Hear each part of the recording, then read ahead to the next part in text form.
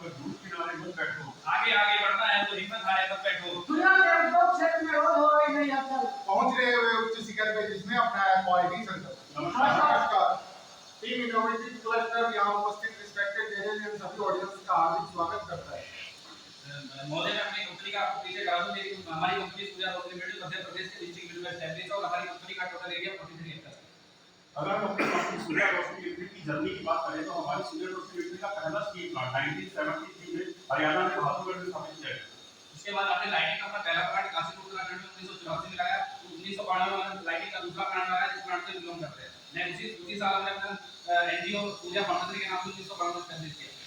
इस जर्नी को कंटिन्यू रखते हुए 2007 में हमने दूसरी प्लांट ग्वालियर में मैन्युफैक्चर किया और ये जर्नी हमारी कंटिन्यू चलती रही। और उसके बाद हमारा दूसरा स्टील प्लांट गुजरात में 2010 में निर्माण हुआ और 2012 में हमारा नोएडा में world class setup R&D lab स्थापित हुआ और फिर हमारा 2017 में हिंदूपुर आंध्र प्रदेश में एक और नया स्टील प्लांट स्थापित किया गया। अभी लेटेस्ट लास्ट ईयर 2022 में एयरपोर्ट मैन्युफैक्चरिंग का प्लांट ग्वालियर में ही लगा है। महोदय हमारी कंपनी के चेयरमैन उत्तम श्री अवार्डेड श्री जयप्रकाश अग्रवाल जी है और हमारी कंपनी को 2023 में पूरे 50 साल हो गए। और अगर हम अपनी कंपनी की स्ट्रेंथ की बात करें तो हमारी कंपनी की स्ट्रेंथ है हमारी टेक्नोलॉजी। हम अपने each and every part sector में टेक्नोलॉजी को टाइम टू टाइम अपडेट करते रहते हैं और हमारा टोटल जो हमारा बैकवर्ड इंटीग्रेशन है वो भी हमारी स्ट्रेंथ है। ये हमारी कंपनी का पोर्टफोलियो है। बेसिकली हमारी कंपनी दो डिवीजन में बनी हुई है। पहला है स्टील डिवीजन, दूसरा है लाइटिंग डिवीजन। स्टील डिवीजन में हमारे यहाँ सीआरडब्ल्यू का सीआरएसटी और स्पाइरल फैंस इत्यादि का निर्माण होता है। लाइटिंग डिवीजन की बात करें तो परिवार लाइटिंग, प्रोफेशनल लाइटिंग है और ऑल टाइप होम अप्लायंसेस की भी मैन्युफैक्चरिंग होती है। क्रेडेंशियल की बात की जाए तो सूर्या रोशनी लिमिटेड एक आईएसओ सर्टिफाइड कंपनी है। हमारे पास बीएमएस है, एएमएस है, एंड हमारी कंपनी सीएसआर एक्टिविटीज में भी इन्वॉल्व रहती है। हमारे यहाँ time to time blood donation camp लगाया जाता है। हमारे यहाँ time to time blood donation होता है और अभी रिसेंटली कोविड टाइम में हमारी कंपनी ने ग्वालियर रीजन के सभी हॉस्पिटल्स में ऑक्सीजन सिलेंडर सप्लाई किए थे। हमारी कंपनी का एक एनजीओ भी है जो सूर्य फाउंडेशन के नाम से जानी जाती है, जो कि दूर दराज गांव के क्षेत्र में शिक्षा और विकास के पद्धति पे काम करती है। हमारी कंपनी में time to time tiger day मनाया जाता है जो लास्ट में 16 अक्टूबर को मनाया गया जिसमें कि टोटल 161 टाइगर सबमिट किए गए। हमारी कंपनी के ग्लोबल प्रेजेंस की बात करें तो हमारी कंपनी न सिर्फ इंडिया की नंबर 1 लाइटिंग डिवीजन कंपनी है बल्कि हमारी कंपनी ग्लोबली टोटल 44 कंट्रीज में अपना मटेरियल एक्सपोर्ट करती है। हमारा जो प्रोडक्ट है वो 6 सिग्मा मेथोडोलॉजी पे बेस्ड है। तो सबसे पहले 1980 में मोटोरोला कंपनी में इन्वेंट किया गया था। इसमें हम अपने प्रोसेस के वेरिएशन को पहले आइडेंटिफाई करते हैं और आफ्टर एक स्ट्रक्चर डिफेक्ट मेथोडोलॉजी की तरह स्ट्रक्चर डिफेक्ट मेथोडोलॉजी के थ्रू उसको एलिमिनेट करते हैं। ये हमारे कोर प्रोजेक्ट टीम है, उनके एक्सपर्ट टाइम के साथ उनका रोल डिफाइन किया गया है। मैं सचिन जिंदा project leader, next visiting team member, अच्छा कुमार टीम मेंबर, भाई साहब रविचंद्र टीम। ये कुछ एप्लीकेशंस हैं जो हम अपने पीपीटी में यूज करते हैं। प्रोजेक्ट सिलेक्शन की बात करें तो हमने प्रोजेक्ट सिलेक्शन के लिए अपनी डिफरेंट प्रॉब्लम प्रोग्राम करी, उसको हमने डिफरेंट कैटेगरी में डिवाइड करा, एबीसी कैटेगरी में। और फिर हमने उसके बाद ऑर्गेनाइजेशन के ऑब्जेक्टिव को ध्यान में रखते हुए कि अगर मैन्युफैक्चरिंग कॉस्ट को भी कम करना है तो हमने अपना ये प्रोजेक्ट सेट किया हमें कि सीपीसी जो हम बनाते हैं उसकी मैन्युफैक्चरिंग कॉस्ट को कम करना है, उसमें डिफेक्ट्स कम करना है।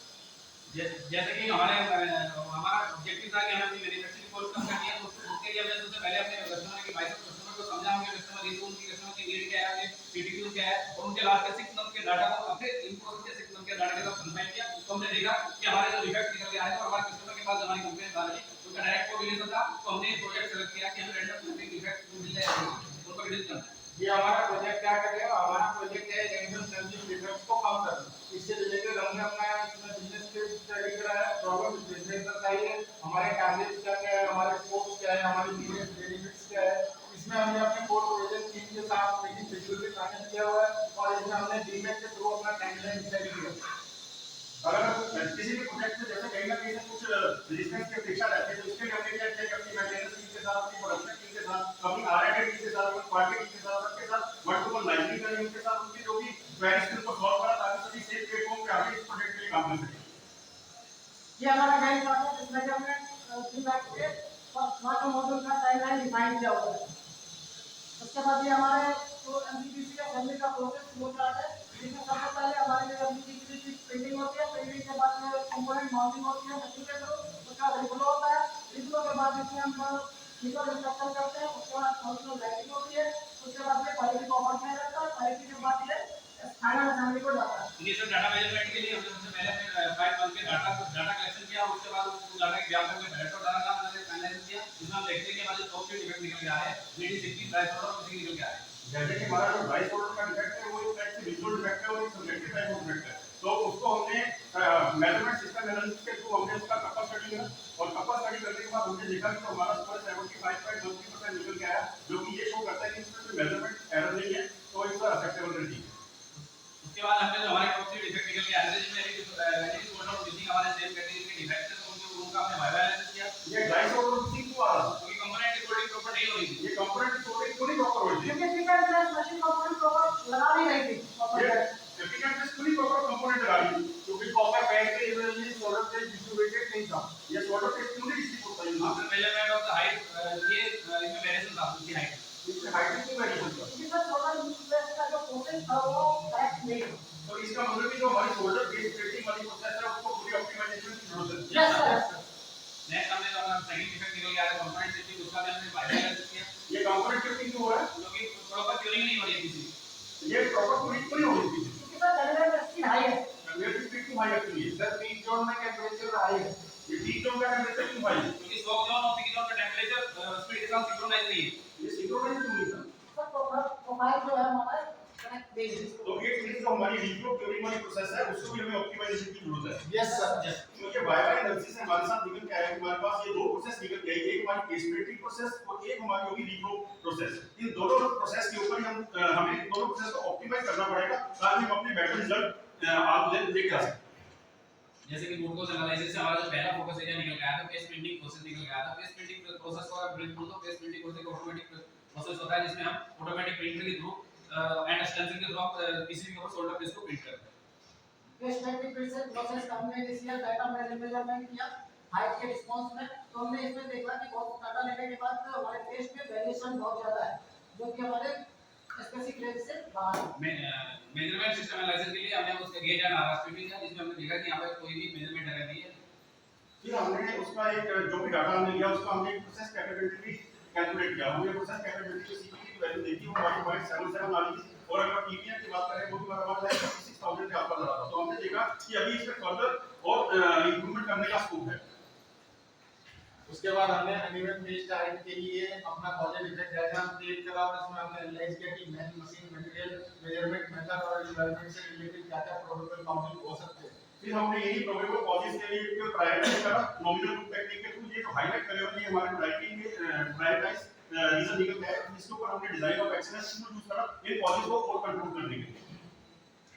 यहाँ पर हमने कॉलेज डिफेक्ट डायग्राम जो हमारे प्रोबेबल प्रोसेस निकल गए उनके ऊपर हमने टोपोलॉजी प्रिंसिपल अप्लाई किया। बेसिकली टोपोलॉजी प्रिंसिपल में 3 स्टेप फॉलो करेंगे। पहला स्टेप में हम डीओई क्रिएट करेंगे, देन हम सिग्नल टू नॉइज रेशियो निकालेंगे और उसके व्यापक अपने सिस्टम का ऑप्टिमाइज करेंगे। तो जैसे कॉलेज डिफेक्ट डायग्राम से हमारे जो प्रोबेबल प्रोसेस निकल के आए थे टोटल 8 प्रोसेस निकल के आए थे, तो हमने 2 लेवल में डिस्ट्रीब्यूट किया और उसी के व्यापक हमने डिजाइन ऑफ एक्सपेरिमेंट बनाया और हमने L15 ऑर्थोगोनल एरे क्रिएट करा और उसके व्यापक हमने रिस्पांस निकाला। तो मल्टीपल ट्रायल्स के बाद हमने जैसे कि राइट साइड में ग्राफ में हम देख पा रहे हैं कि जो हमारे 8 सिग्निफिकेंट फैक्टर थे, तो ग्राफ में हम देख पा रहे हैं कि हमारे जो सिग्निफिकेंट फैक्टर है 5 की सिग्निफिकेंट फैक्टर है।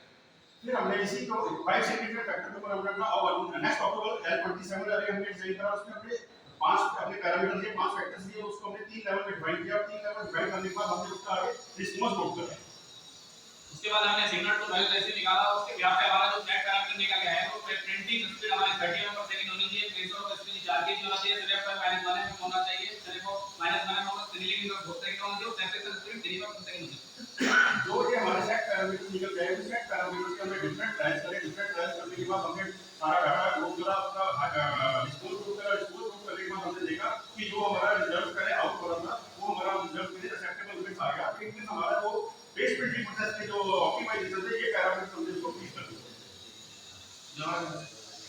फिर हमने इसका इसी जो सेट पैरामीटर थे इसको हमें रीवैलिडेट करने के लिए दोबारा से इसका फर्स्ट प्रोसेस कैपेबिलिटी चेक किया। हमने प्रोसेस कैपेबिलिटी जब चेक किया तो हमारा सबकी वैल्यू हमारे 1.4 के साथ और हमारा पीपीएम लेवल 692 पे आ गया। इसमें हमारे जो ये पैरामीटर्स है these are the optimal parameters where we can get value set values.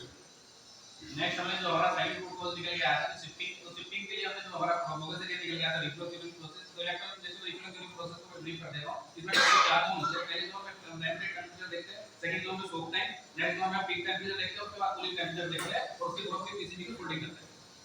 Reflow process के डिफेक्ट्स का हमने इनिशियल मेजरमेंट कर लिया और उसमें आपने देखा कि हमारा पीसीएम लेवल जो है अराउंड 2.5 के आसपास आ रहा है, जो कि हमारे टारगेट रेंज से काफी हाई है।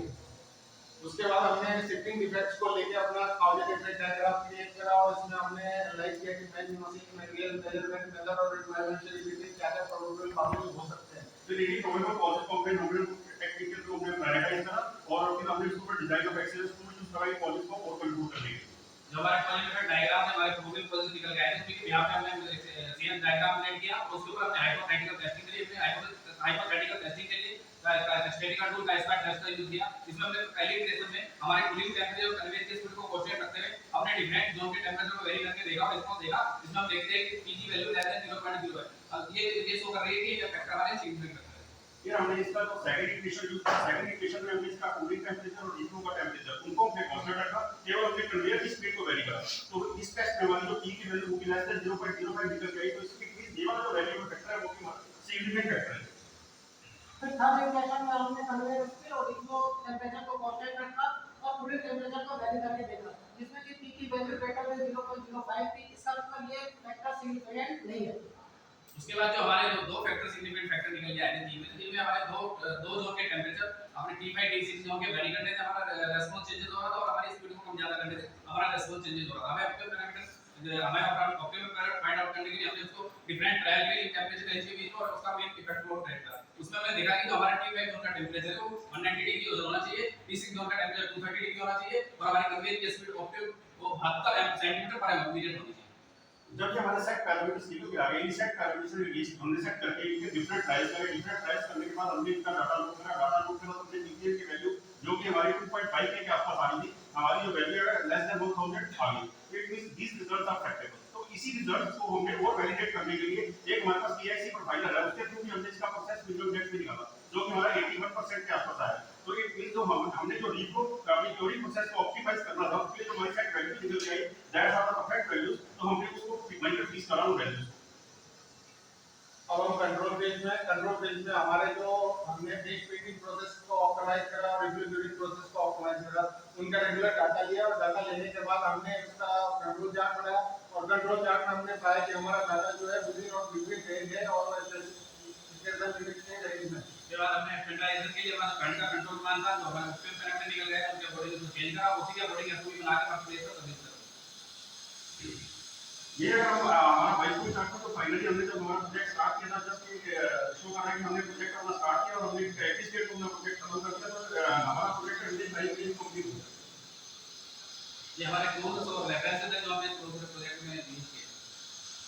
ये हमारा शेड्यूलाइजेशन है, जिसको कि हमारे हमारे डिपार्टमेंट में अप्रूव किया और हमने एप्लीकेशन भी किया।